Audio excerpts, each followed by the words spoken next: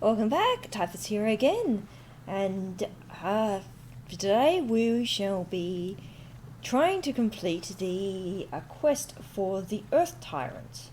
Now you might notice Varn in the background there with that nice spiffy new sword, and he's berserk because he has the berserk braces. I completely forgot that the berserk braces still berserk you, but they also have the bonus effect in this one of making Varn's attacks require no ATB charge. But with the berserk added, he is doing something, can do something like 20,000 damage a hit. And he's got no MP at the moment, because I equipped armor piece that has MP 0, but it has really good defensive stats. He's berserked, he's never going to be able to cast magic, so doesn't matter. Alright, so we are at the south gate. We just want to head to the west gate. Now, because it's been a little bit of a while and I've forgotten exactly which stage of the quest I happen to be on, we'll start the quest from the beginning. So we talked to Remzat. Alright, so I've obviously talked to him. And then we talked to the guy at the fountain up here. And then we'll talk to another dude in Lowtown, and I'm pretty sure that it was a Lowtown dude that I missed. Just because I may have missed this guy coming first or something. I can't remember. Alright, so I talked to him. Yep, so Norton in the northern section of Lowtown. So the quickest way to get there from here will be take the Moogling to the Sandsea pub. And then do that. And then finally, we can go look at the Dynus Cactus after this. So we've got our little Moogle. Alright, and we want to go to the Sandsea. Teleport over there.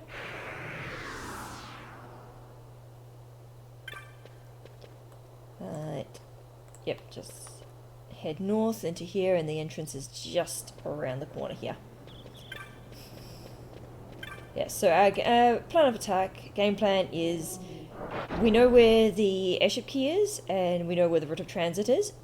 We have to get the airship key. There's absolutely the system access key for the access to Balthier's Strau airship.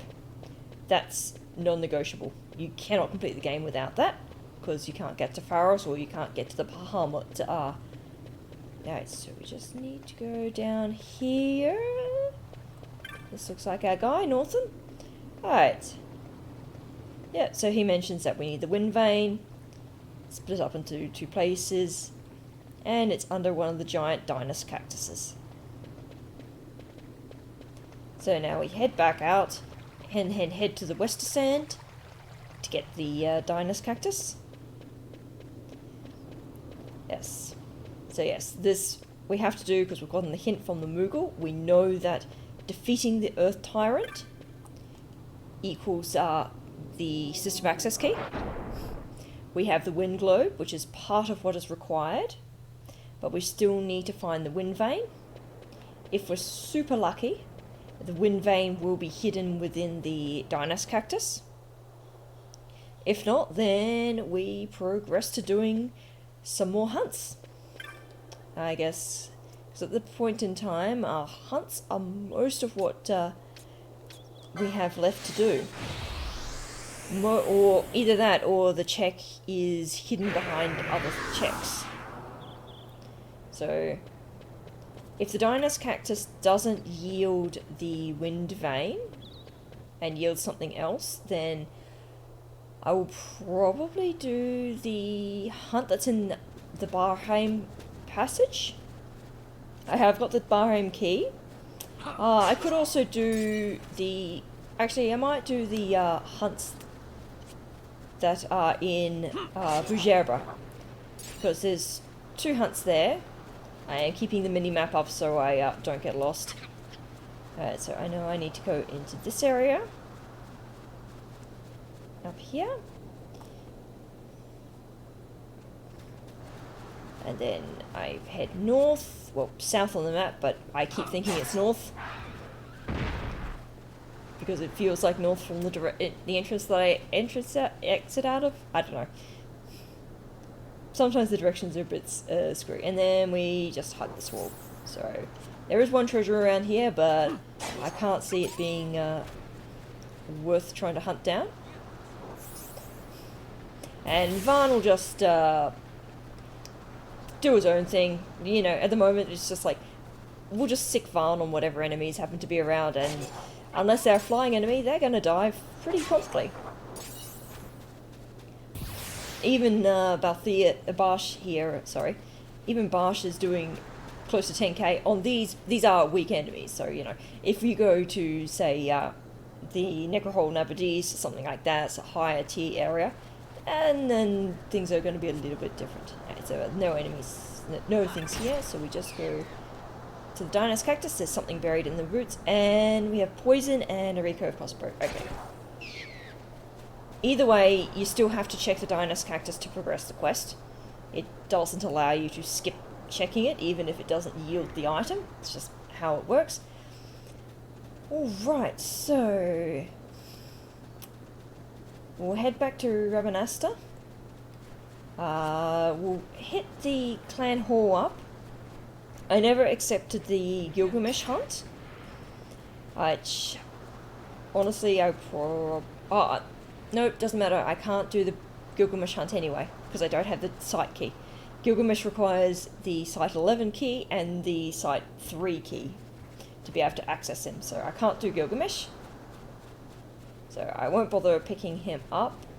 Okay, so this means I can only do the Antlion, because I don't think I can do the Devil Hunt. What's it? Diapos. Alright, and there is a bit of a hike to get into that section of the Bujeran Mines, and I can't access the teleport crystal, I don't think, without having access to the secondary site key, so alright, we'll be going to the Bahrain Passage. The mark that lives in there is relatively close to the entrance, so we should be able to do him, and we'll definitely be able to do him, no worries. Alright, we'll just talk to these guys anyway. Alright, so we've got a little cutscene. Oh, maybe you can trigger? I guess you can trigger it without the Wind Vein. I know that you can't enter the Earth Tyrant fight without both the Wind Globe and that. Okay, so I guess because we've got the Wind Globe. Oh, he makes it anyway. And then let's ask for a Final Fantasy XII. Alright. Oh no, I'm getting Wind Globe and Wind Vein mixed up, maybe. Ooh. Because if he had the Wind Globe check there, that would mean that he should be giving you the Wind Vein item. Okay, so we still need the Wind Vein. And you cannot go through the Sandstorm without that item. Alright, so we want to go to Giza Plains, get our teleport crystal, teleport to the Dalmasca Ester Sand, teleport from way back when.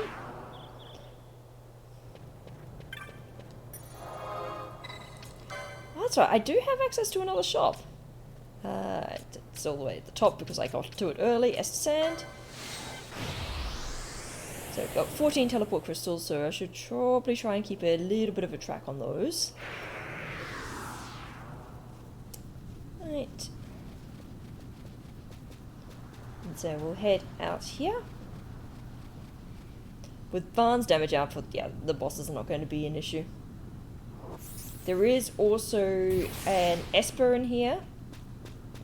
I currently only have one Esper, so I don't know whether I'll bother hunting down the Espers. At Zelera, I don't think he's going to be too much of an issue. He does have death, or he can spam death, so... Or, yeah, Doom and status effects. Maybe, we'll see. But we'll continue along here. And get into here. Yeah, Yes, there is a... I will go to the...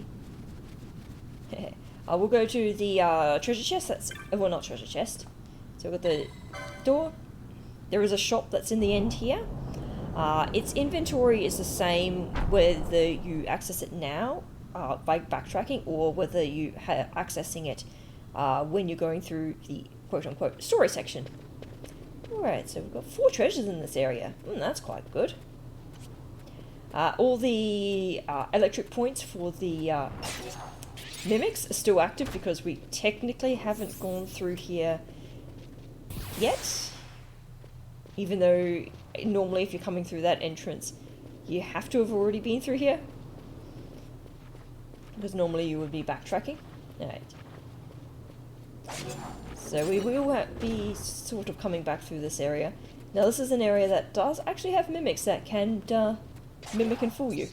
Because these ones actually do look like treasure chests. But I don't think... oh, meteorite. Not bad. Alright, and what do we got here? Warp. That is useless. If something is, and some poultry gill. If something is, immune to warp, then, well, if something's susceptible to warp, then it's also not really worth, warping it, because you can probably kill it very promptly. Alright, so we just need to head north. Oh, hey, treasure. Hold up, nope, that's a sus treasure. So is that one over there? We know that because when you bring up the mini-map overlay, there are no treasures listed. And also I remembered that those are the 2 spawn points for the mimic chests. And we've got nice teleport crystal. When you first come through here in the story section, that's just a regular old crystal. Save you being able to cheat your way back. Alright, so there's one treasure hiding in here. So this isn't on the way to the mark. This one's just on the way to the shop. Mostly because I just want to know what he's selling. And it might also trigger the sort of... Oh, hello, Mimic. I'm surprised that you spawned there. Might trigger the... it's not so much of a glitch. So normally in the story section you need the tube fuse to progress into this area. But I have noticed on one playthrough that we didn't have the tube fuse, but we had gone all the way and backtracked up here because we had the Bahrain key. But then we were still able to go and progress through the plot section, even though we didn't technically have the plot item. Alright, so these guys are just going to be... oops. Didn't mean to accidentally speed up there. So there's another bat. What bat is that? Well, it's dead. And you just give an antidote. All these enemies have got very, very little in the way of XP, so or even LP. Not that my characters really need LP. But, I mean, if Varna's going to kill things on the way past, then, you know, let him. I wonder if that white bat that Varn killed was a rare game, because it's not the same bats as usual. Alright, so head up here, and then it should be almost all the way back to the... is this the right? Should be the area? I'm pretty sure this is the right area. But we should be back to the burrow. Get rid of all the mimics that spawn in. Ah, yeah. So we should be through here. So normally when you come through on the your first playthrough, there is the mechanic of the light meter, and the mimics suck all the energy out. Then you get put into darkness, and nastier things can spawn. Alright. Still not quite fast enough. There's 2 treasures in here. Okay. Okay, so what do we got for sale? That's no good. I mean, at this point in time, no good. That's surprisingly good for a spear. I don't know if that's better than what I have. It's no good. Well, that's a pretty good weapon, but it's not as good as what's currently equipped. Alright, none of these are improved chance of avoiding attacks. I'll keep up what I got. Improved chance to yes, I'll take that. Just double check its other stats. And let's see, equip reflect. Hey, the mirror mail still has its effect of reflect. Huh. Immune to blind. MP0, yeah, no. And eye drops, holy. That's could be useful. Traveller and Imperial Souls. I'll pick up a couple of holy modes. They're cheap enough. And let's offload whatever rubbish we've picked up. Only got one of those. Passage gem. All the pebbles from the monographs that we've managed to acquire. Festering flesh. I must have... oh, yeah, those are things from Necrohole. No, Nebraya's Deadlands, Dark Magicite. Let's get rid of all of this junk. Ooh, Beastlord horns. Wonder where I got those ones from. Great Serpent's Fang. Cute. And that's it. What do we got? Eye Openers and the Chronos Tier. Well, that's rubbish, and that's a canopic jar. Alright, that was also not terribly useful. Alright, so somewhere in this area is are two treasure chests. Now, where are you hiding? It's not a big area, so they can't be terribly far. Out of habit, that. I guess treasures can spawn in here. There's one.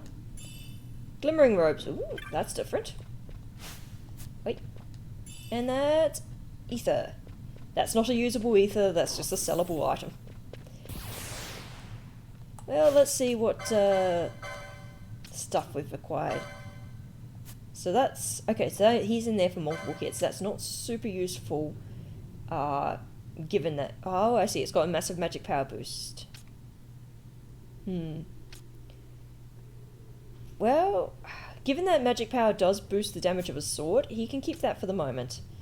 I'm pretty sure that's got the best stats. Wow, goodness, that's a lot of a boost for MP. And you gain MP after defeating a foe. That is a great one for a mage. Black Garb, Auto Counter, and Crown of Laurels.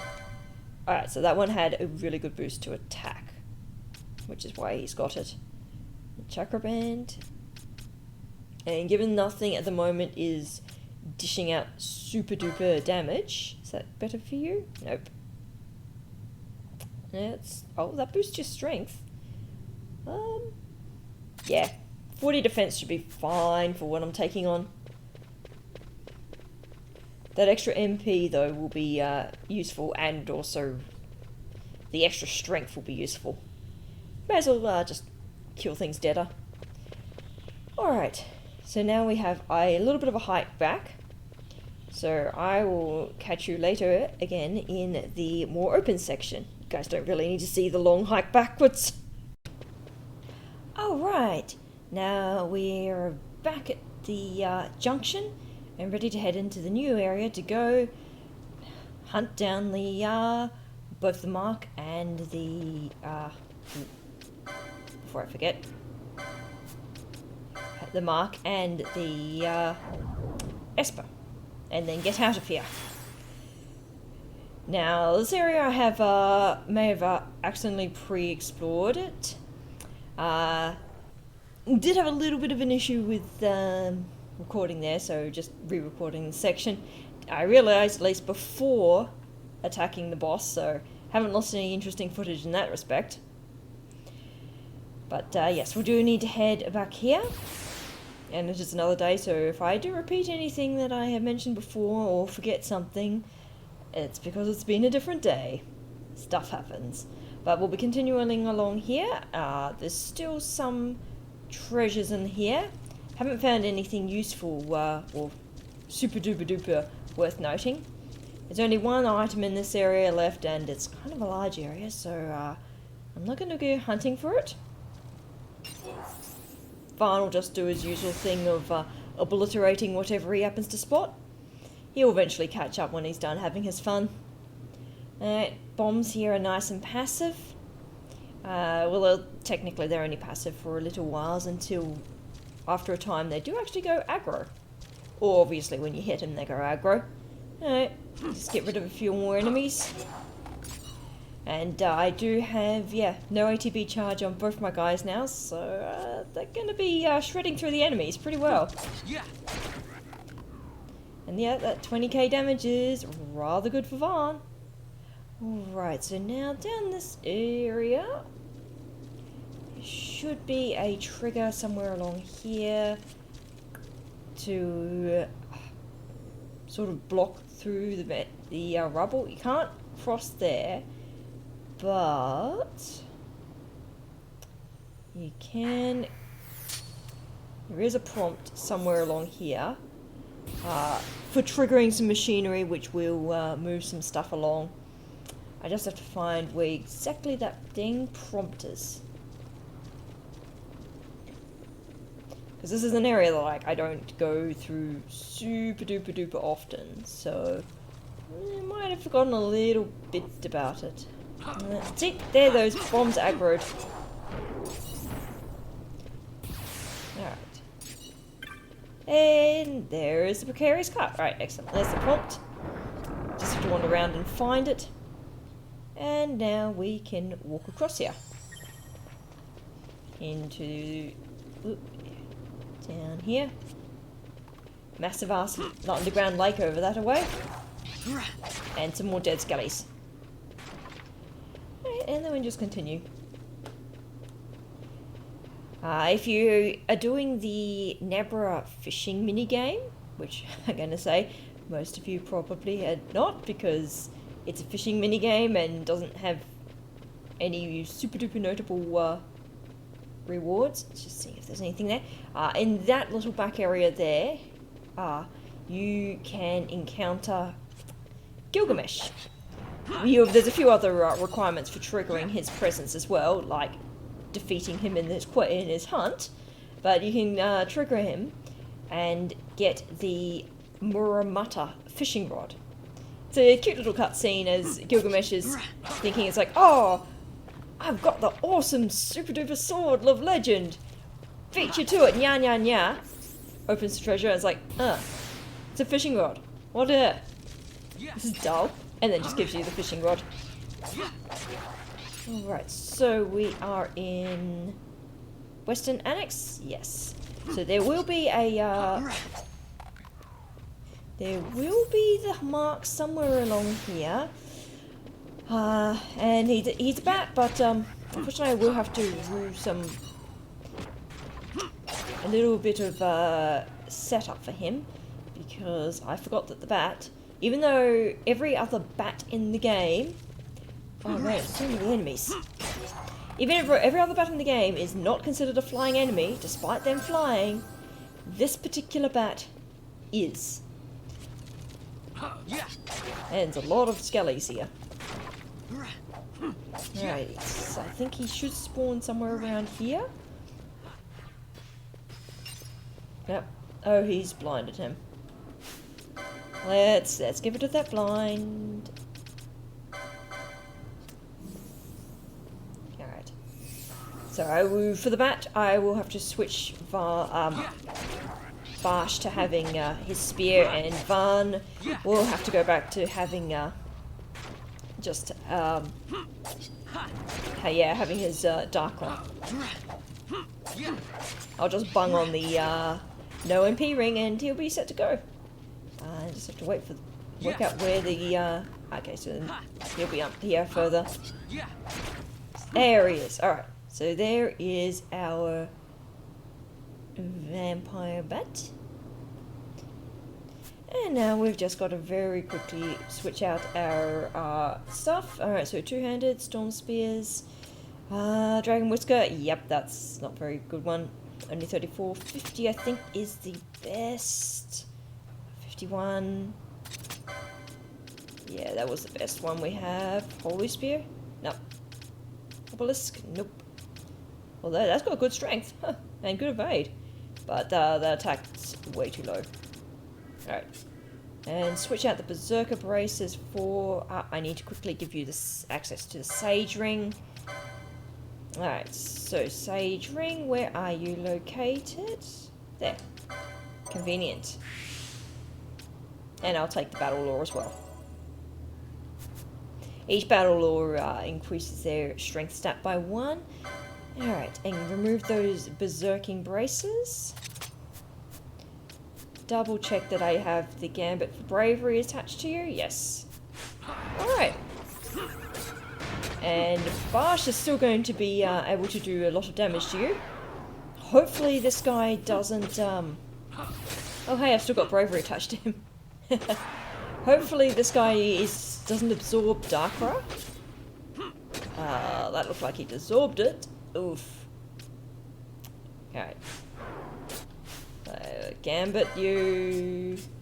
Please have another offensive spell. Darkra, oh ow. You do not have any offensive spells. Ha ha. Alright. Do I have anything offensive to do against you? Well, I guess you're just going to be stealing. That's fine. Barsh will be able to... Yeah, it absorbs it. That's fine.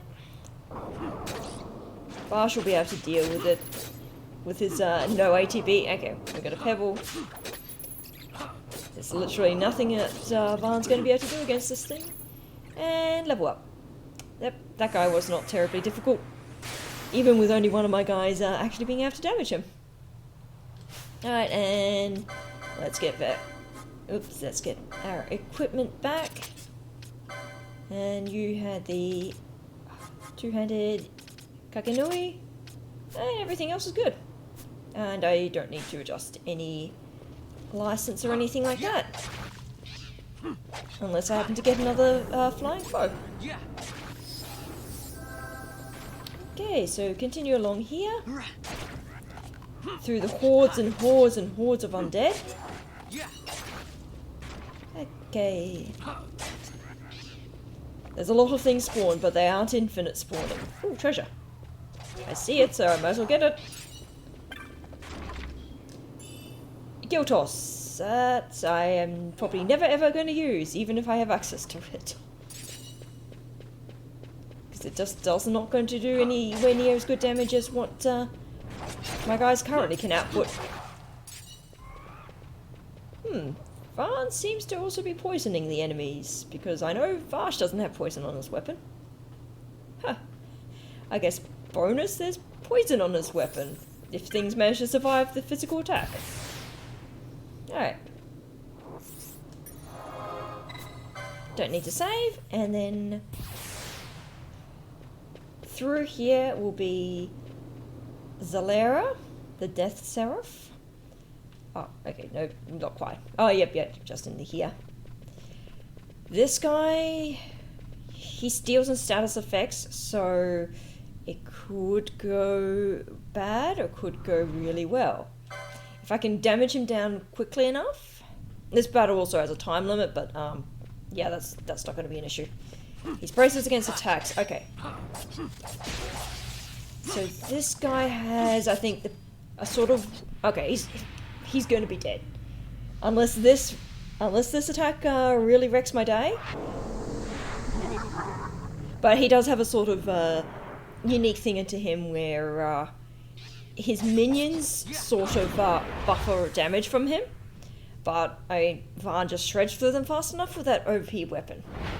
So, never mind. And he's also really creepy and has his captive girlfriend attached to his arm for all eternity. Because, I don't know, he just decided that was what he wanted to do. Or, well, more accurately, he got cursed by the other gods in the area. Now, one of these little hidey holes is going to have a treasure in it. Is it this one? It's not that. It's not a treasure. Oh, I guess it is in that area. But yeah, that Esper was a little bit of a non-event. He didn't even get to do any of his annoying status effects. So he has the unique thing where he does a whole bunch of level-based spells. So various like level... Ooh, that's a good amount of gil. So yeah, he does a bunch of level-based spells which are unblockable, provided you aren't that level. And including level prime spells. Okay, so I spawned here. I did not remember that I spawned in here. Huh. Well, what do you know? I, for some reason, thought I looped back to the outside of Bahrain. Oh, outside of the Western Sands. Alright, so we've got the candle for the area. And I will be keeping the mini-map overlay up for this section because I will get lost otherwise. So we head here. We still can't do the Orthros hunt because we do not have 3 female party members. Otherwise, we'd be saying hello to a giant black flan here. Well, at least we can... It's a relatively straight shot back to the Lowtown. And I guess now we don't have anything new to hand in to Mont Blanc. So we can't hand in that. I do want to hand in the mark, so I'll quickly warp over to the Ester Sands? The sands where the Bloodwings petitioner lives, and then given that Van has shredded everything so far, we'll go take on the Overlord that lives in the Soshan Cave Palace, because that one happened to have 2 key items attached to it, and he should not be terribly much of an issue at this point. Other than that, I suppose the Bolito hunt might be worth doing. That one I will also, once doing it, deal with the... there's another hunt that lives in the Zertinian caverns, because you have to go through the caverns to get there. Am I going to get lost again? I want to go through here. And there's also the Esper that lives in there. So, I guess that's a few things, but that'll be for another day, that. Okay. So I think for today we'll just finish up with saying hello to the petitioner for this one, and then wiping out the Overlord. So I don't think that's going to take terribly long. Not when one guy is doing 20k damage. The only thing that might be an issue is that the Overlord in the Soshan Cave Palace does hit hella hard when he is on low HP. Right. So now, back out. Let's get out of here. But yes, it's definitely getting to the point where there's like less and less stuff. We know what we need. We just don't quite know how to get there. Even if I got the Dusty Letter, that would be appreciated, because that would unlock another 5 hints from the Moogles, and hopefully one of those hints would be for the Wind Vein. If not, then we just keep doing stuff until we find it. Alright, back to the South Gate to get to the teleport crystal. And then go to the Wester Sands. Ester Sands. Alright, teleports. We've got 14 stones still. Do need to vaguely pay attention to the stone supply. Don't want to have to run out of those and then have to hike all the way back to Jahara, because that's the only place that we have found that has them. Mosforum does not have it. The only shop that I have not checked in any way whatsoever is the Bakamni in the Necrohole. And he's just a pain in the ass to get to. Alright, so he's the petitioner. Chaos bombs. Well, that was useless. Alright, and then he heads off.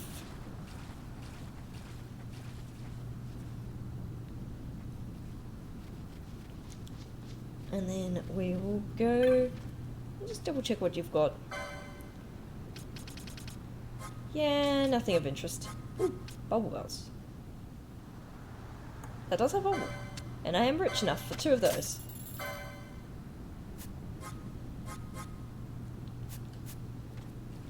Right. Alright, so warping off back to Ocean Cave Palace. That will be the Zeta Uplands. Zeta, there you are. We'll do that one, and then,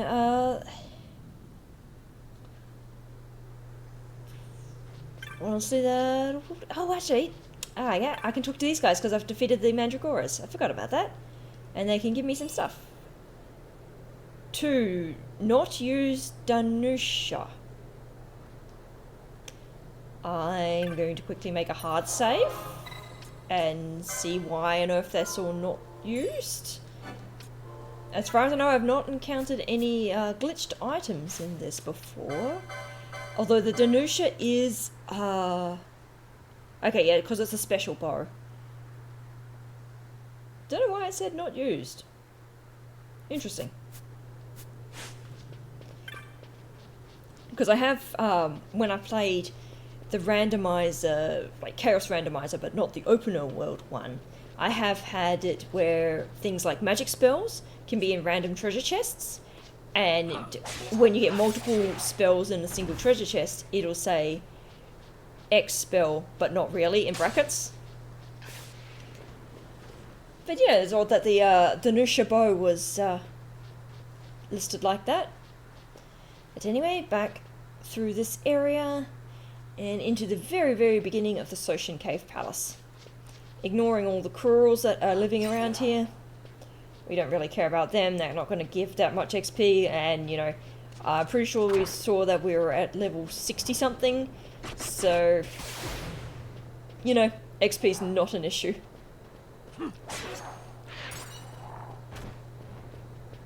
But yes, thinking at the moment for things after this one that are the most time efficient.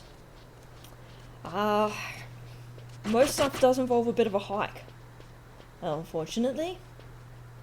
I am somewhat tempted to take on the Lushu mines, the what's it, the mantids, because again, I don't have to worry too much about those things. They'll die a horrible, horrible death. And in fairness, that does lock a treasure chest. That does unlock an extra check, because if you defeat the praying mantis, that does mean that you can do a check that's on the Fon coast, and that is literally the only check in the settings that I have, because I don't have any of the rare games being in the setting of the Fon Hunt Club. Oh, okay, wow, you, yeah, you died a horrible death as well. Goodness. Yeah, Vaughn's just gonna shred through everything. Oh, I'm guessing my insecure Seek died? So he disappeared somewhere. He got lost. Maybe he died, and I just didn't notice him. Yeah, there's like literally only one check on the Fon Coast by default, and that is searching a mysterious glint once you've defeated the antlion, because in normal gameplay, that's where you would find the last site key to get access to the far back of the mines, because the kids that have disappeared and are presumed being eaten by the antlions have nicked off with a key to the deep, deep section of the mines. So that's normally how you get it, which means that there is another check there. So I guess next time it's back off to Lushu. Alright, we'll just go back to the save crystal. Yeah, so it's like, see, there's so many different checks that you can do in this. And even I had forgotten that, oh yeah, you can go talk to the quote-unquote petitioners for the Mandragora Hunt once you defeated the Mandragoras. and they'll give you something. And things like that. It's like, get the Dawn Shard, and then go talk to the teleport crystal in Wraithwall's tomb, and you can do another battle there, and then talk to another guy in Jahara, and then that gives you another check. And stuff like that. And I reckon once we eventually get through this, I reckon after defeating the final boss, I might have a shot at trial mode, see how far you can get with the high-powered weapon. I don't have status ailment protection, which is probably going to end the trial mode run if I ever do one. And see, the Arcadian Wayfarers have disappeared now because I've talked to them and received the reward. But that will do that for this episode. I hope you guys are still enjoying this. Until next time, type this out. Bye.